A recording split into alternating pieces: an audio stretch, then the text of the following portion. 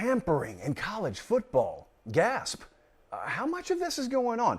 Now, here's how I want to start this. Theater of the mind is a very powerful thing. We have it right here on Late Kick.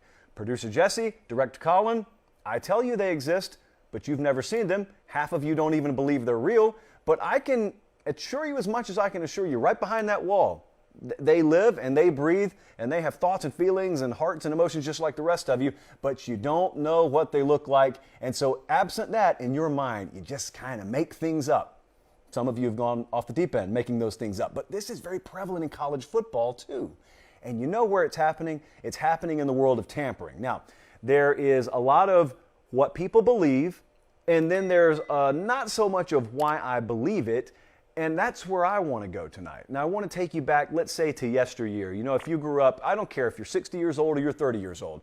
Just think about the pre-NIL transfer portal era and think about what everyone used to talk about. You just used to talk about bag men and recruiting.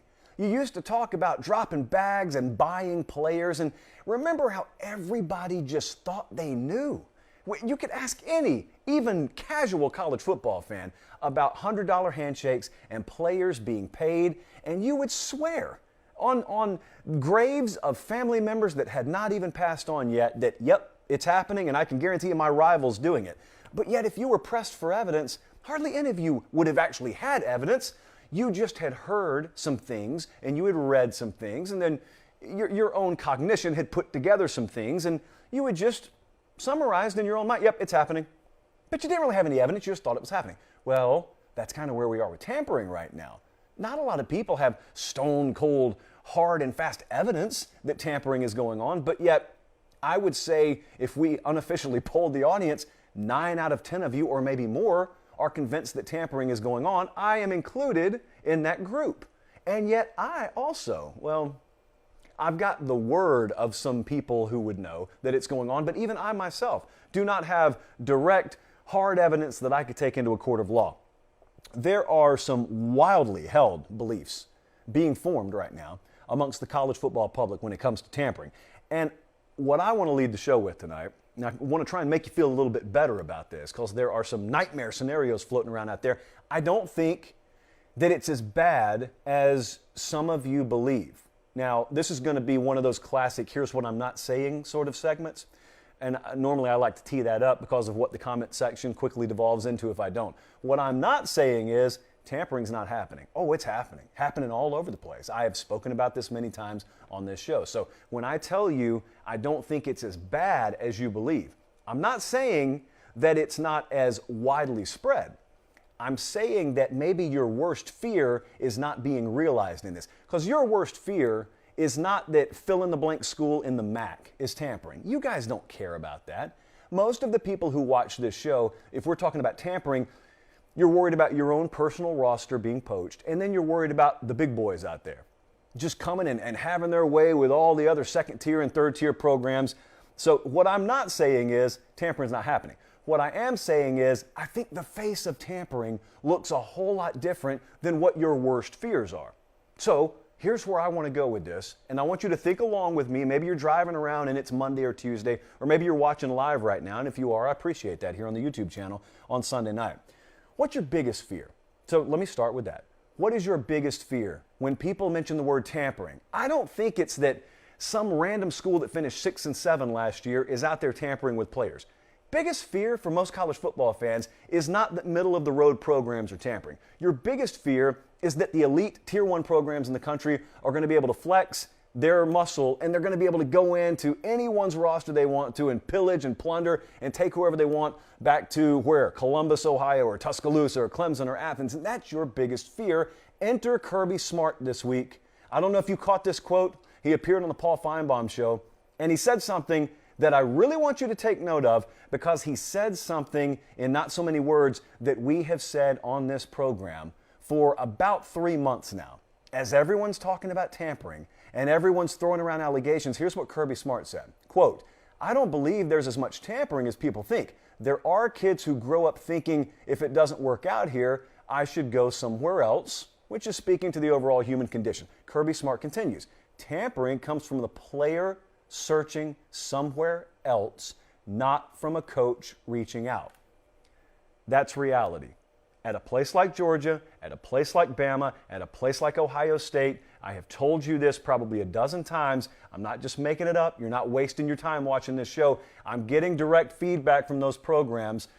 What's happening is they've got kids daily, maybe from your favorite team, reaching out to them and asking, do you have a spot for me?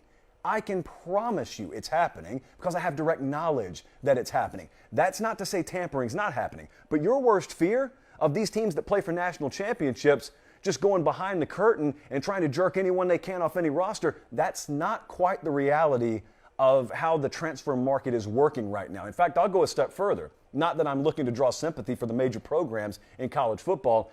Georgia, Bama, Ohio State, these major programs, they're a whole lot more vulnerable to being tampered with, to having their rosters tampered with. Number one, they don't have a whole lot of needs. So they don't have to go out, even if they wanted to traffic in this sort of activity and do it a whole lot. But secondly, the entire premise of this whole thing, when a lot of people thought it was going to inject parity into the sport, was such that, well, if you're at Georgia or Alabama and you're a 2 or you're a 3 there, you could be a 1 at a place like, and then fill in the blank program. And that's not totally unfounded. When you watch the way the portal doors swing, you watch over the course of 3 or 4 year spans, there'll be a whole lot more players leave these programs than there will walk in. The quality of player that walks out will be superseded by the quality of player that walks in. But that's part one of that. But the other part that I want to talk about is I can't tell you tampering's not happening. It certainly is. What I can tell you is it's not going down in the way that you fear it's going down. It's not just the major programs out there behind the curtain trying to jerk all those players from all these other rosters and there's nothing they can do about it.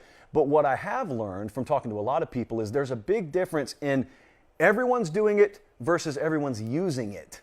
See, everyone's doing it is just this blanket allegation and you throw it out there, but then when I ask for facts and I ask for actual evidence, you're kind of short on that. But what I have realized is in the coaching world, claiming tampering is much like players claiming they're not starting because coach hates me.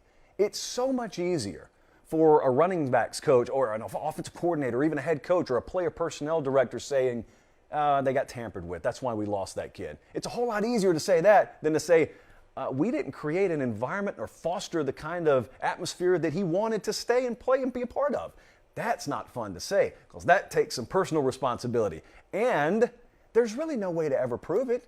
I mean, if Pate State loses a linebacker tomorrow and he goes to Colorado, I can say Colorado tampered with him all day. You're probably going to take my word for it. Why? Because I run Pate State. Or maybe at the worst, I'm an assistant coach here. And if I tell you that and you're a member of the media or you're a booster here, you're just a high-level donor that has bought some access, and I tell you that, you're running to the message board and you're telling 500 other people that, and it just spreads. And yet you never even know if it's true or not. So you're going to see for a little while, I don't know that there's an expiration date on this, you're going to hear allegations of tampering with every kid who leaves your program. Every kid who leaves your program was not tampered with. Some may, and some may not have been tampered with. But you're going to hear it as an allegation just because it makes you feel better. You lost the kid, it makes you feel better to say he was tampered with. No kid's leaving your program, even if they do get tampered with, if you gave them enough reason to stay. Now, you know how I feel about this. I despise the concept of it. I'm not defending it at all. I do not like that right now in our sport, there exists a mechanism where you can essentially go and buy players off of rosters. Hate it, hate it, hate it. It's not what college football should be to me. So I'm not defending that. What I am saying is sometimes the allegations are being thrown around and it's not as it appears at all. So I think it's probably a little bit more widespread, the allegation, than it should be. And part two is I do not think if your biggest fear is a bunch of the elite programs going and poaching players at will, I don't think it's your biggest concern, or I don't think it should be your biggest concern, because it's the feedback I've gotten, and it's feedback I trust. So I'm going to leave that here. There are a lot of things to be scared of out there. I don't think that this tampering is going to be what sends the sport spiraling into the abyss.